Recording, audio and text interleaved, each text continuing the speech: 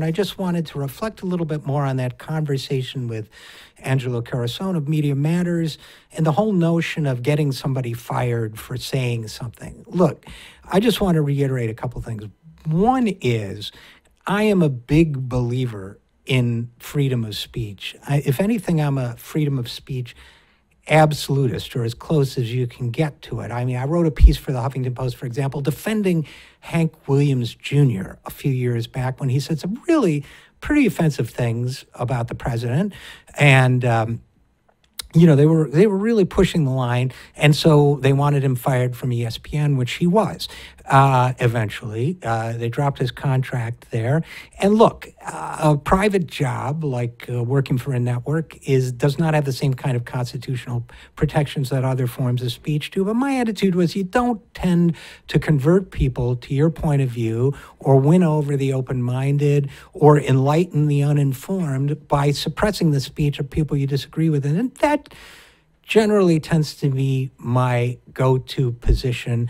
And look, Bill O'Reilly, the fact that I disagree with him, you'd probably disagree with him on a lot of political matters, that's not what this is about. And Angelo made some good points about why tactically it's a good time to press this issue in terms of Rupert Murdoch. And I get that too, but that is even to me not what it's about. And it's not about enforcing political correctness.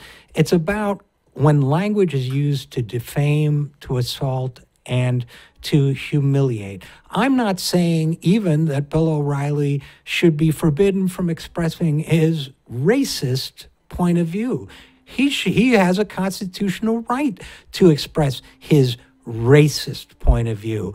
But I am saying that a corporation that broadcasts his racist point of view, that pays him large sums of money to express racism, should be censured, should be brought under pressure, should be boycotted, should be subject to all forms. For example, it would be useful to find the top advertisers on Fox and boycott their products until Bill O'Reilly is fired. Again, not because I don't believe Bill O'Reilly has freedom of speech, but because at this point, Fox News is consciously and deliberately promoting race hate in order to push a political agenda. That must stop. That must not be allowed. If they were posing Nazi ideas about Jews, we would boycott them. This is no different, in my opinion, when you make demeaning remarks about somebody because she is a woman, because she is black, because she has positions you disagree with and want to silence.